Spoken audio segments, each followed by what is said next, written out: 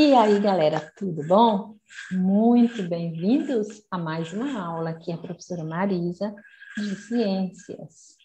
Espero que vocês estejam todos bem. E hoje nós vamos estudar sobre a reprodução nos animais. Vamos conhecer as diversas formas pelas quais os animais se reproduzem. A reprodução é a capacidade que um ser vivo possui de gerar um novo ser vivo. Existem várias formas disso acontecer. Eu vou compartilhar aqui o livro de vocês. Então, reprodução nos animais. Ela pode acontecer de duas formas. A reprodução de forma assexuada e a reprodução de forma sexuada. Qual é a diferença, em primeiro lugar? Esse A aqui significa negação. Reprodução assexuada é aquela que não possui gametas envolvendo esse tipo de reprodução. E a reprodução sexuada, por sua vez, possui gametas. Gametas, só para relembrar, são as células sexuais e também chamadas células reprodutivas. No homem ou no macho, estamos falando de animais de forma geral, nós temos o espermatozoide como célula reprodutiva ou sexual e nas fêmeas o óvulo como célula reprodutiva ou sexual. Bom, existem vantagens nas duas formas de reprodução, tá? Na reprodução assexuada, uma das vantagens é que não existe o gasto energético na busca por parceiros, ela é mais rápida, mas a desvantagem é que, como os seres provenientes desse tipo de reprodução são geneticamente iguais, ou seja, são clones, se houver algum problema em relação ao meio ambiente e um sofrer alguma coisa diferente, todos sofrerão também. E isso é um problema, não é? Porque toda a população vai sofrer e pode ser levada à extinção rapidinho. Bom, nessa forma de reprodução, como eu acabei de falar, não temos presença de gametas, não é? E nós vamos dar aqui alguns exemplos e alguns tipos de reprodução assexuada. Nas planárias, por exemplo, que é o exemplo que ele dá aqui, existe um tipo de reprodução assexuada chamada fissão. Fissão. O que é fissão? A fissão é quando ocorre uma divisão, uma quebra, tá?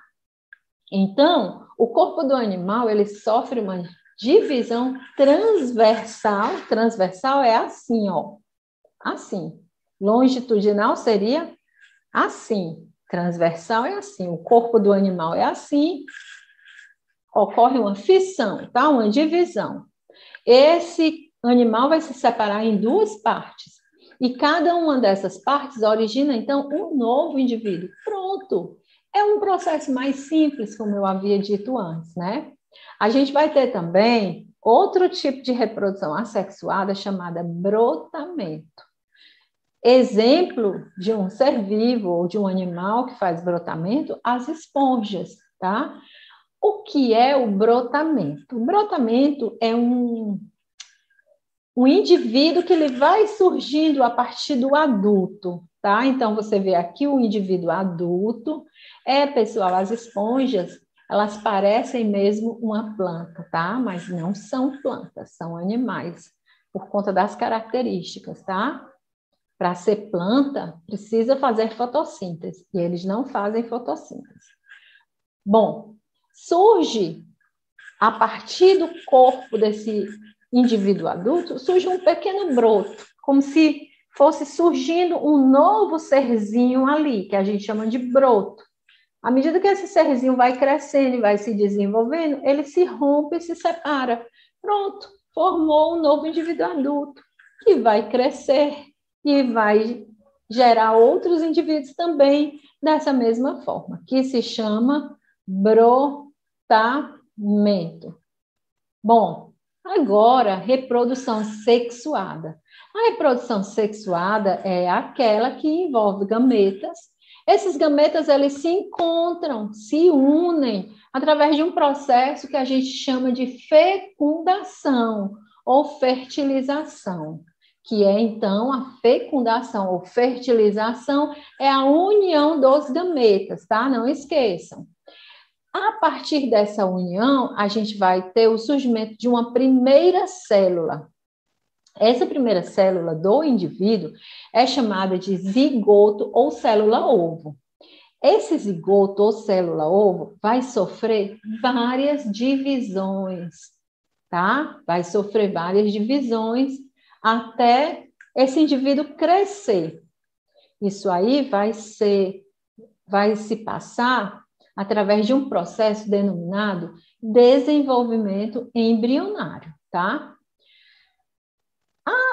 Esses processos aqui, meiose, mitose, são os processos pelos quais as nossas células se dividem.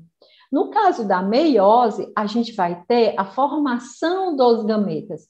As nossas células, todas as células do nosso corpo, elas possuem 46 cromossomos e são chamadas de diploides, representadas por 2N, tá certo? As pessoas adultas e crianças também, todas as nossas células, desde o zigoto. O zigoto é a primeira célula.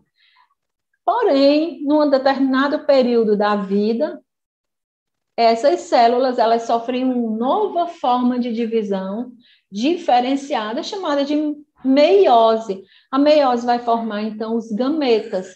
No homem, os espermatozoides, e nas mulheres, os óvulos. Machos, tá? E fêmeas, porque estamos falando de animais em geral, apesar que a gente está dando aqui o exemplo da nossa espécie.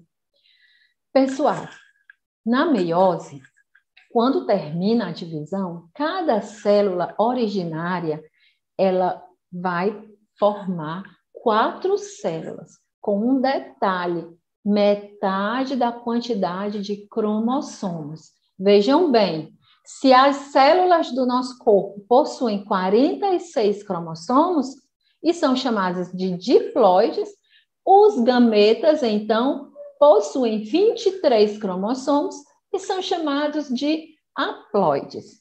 Na vida adulta, durante o período reprodutivo, quando houver oportunidade, esses gametas vão se encontrar, o espermatozoide vai penetrar dentro do óvulo e vai formar, então, a primeira célula do indivíduo, que é o zigoto. Esse zigoto, ele vai passar por várias mitoses, lembrando que a mitose é quando a célula se divide, se parte no meio e origina somente 2 com a mesma quantidade de cromossomos. E aí ela vai passar por várias etapas, várias divisões, é um processo bem complexo, né, que a gente chama de desenvolvimento embrionário, e isso ocorre durante a gestação, até que o filhotezinho nasce, né, fica todo formadinho, todo completinho, e aí ele nasce. Bom, esse aí é o tipo de reprodução sexuada de forma natural, tá? Porém, existe também algumas formas de fecundação chamada de fecundação cruzada. Existem seres, existem animais que os gametas, tanto masculino como feminino, ocorrem no mesmo indivíduo, tá? Então, esses indivíduos, eles podem fazer a autofecundação, porque eles possuem tanto o gameta masculino como o gameta feminino em sua composição, tá?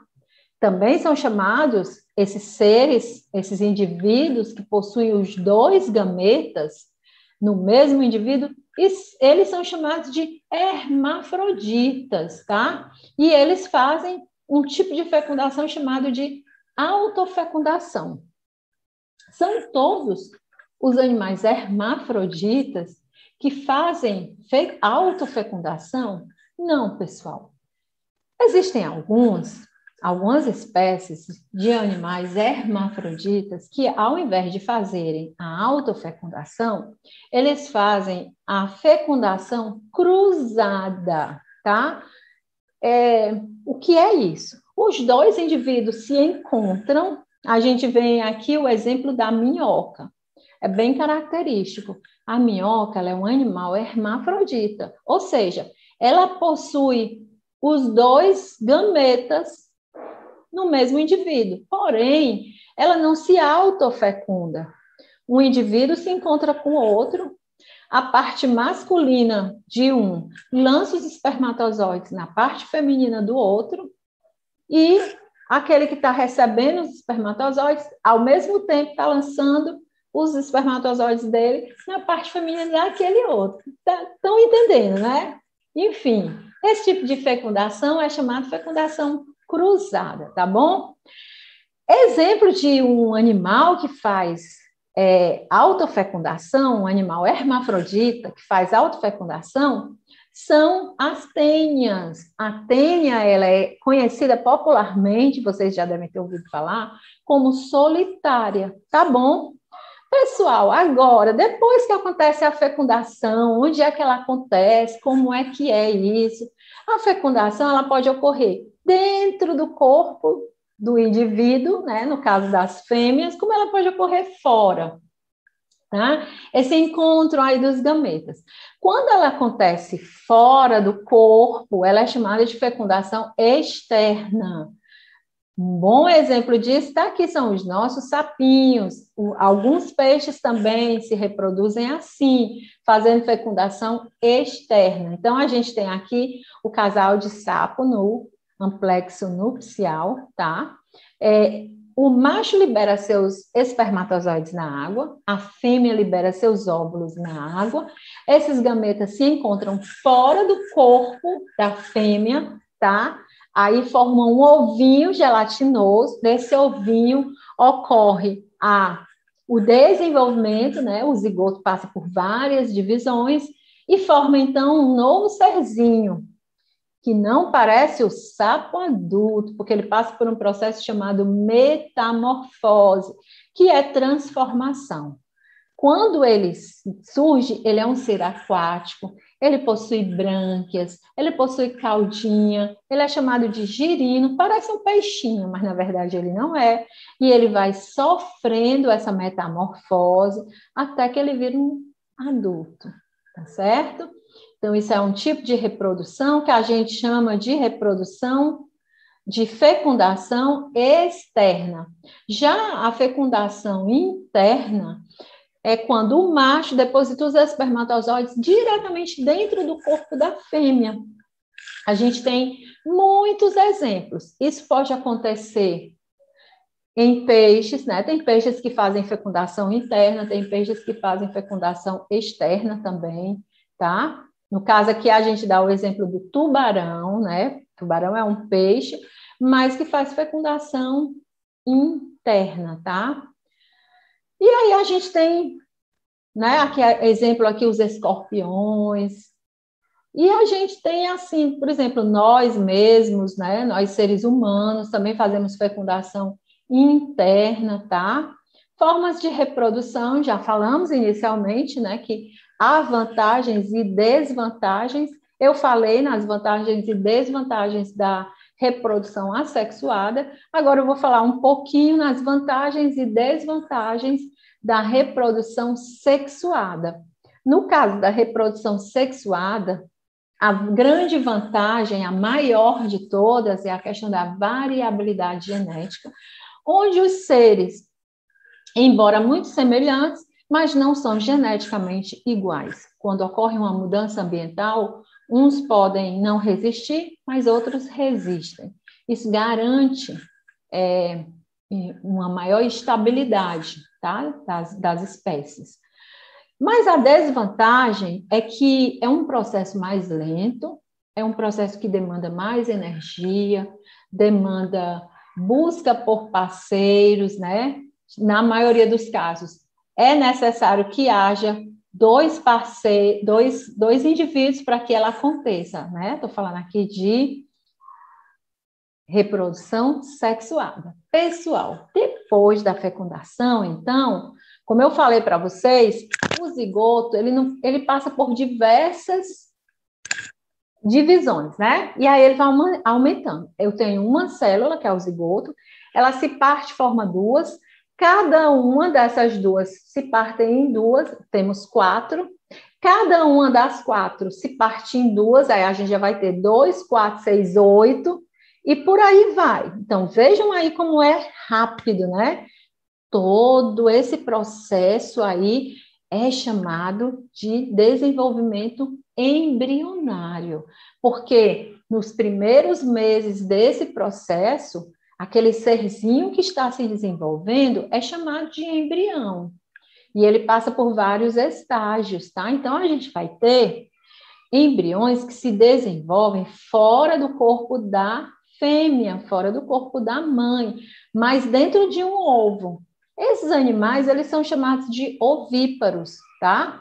Alguns animais ovíparos depositam seus ovos diretamente no ambiente aquático, né? Como a gente já viu, alguns peixes, né? Alguns anfíbios, como os sapos. Outros depositam seus ovos no ambiente terrestre, né? Inclusive enterradinho na areia, como os répteis. As aves, elas não enterram, elas fazem ninho e chocam. A fêmea senta em cima para propiciar um ambiente mais quentinho para ajudar no desenvolvimento desse embriãozinho, tá certo?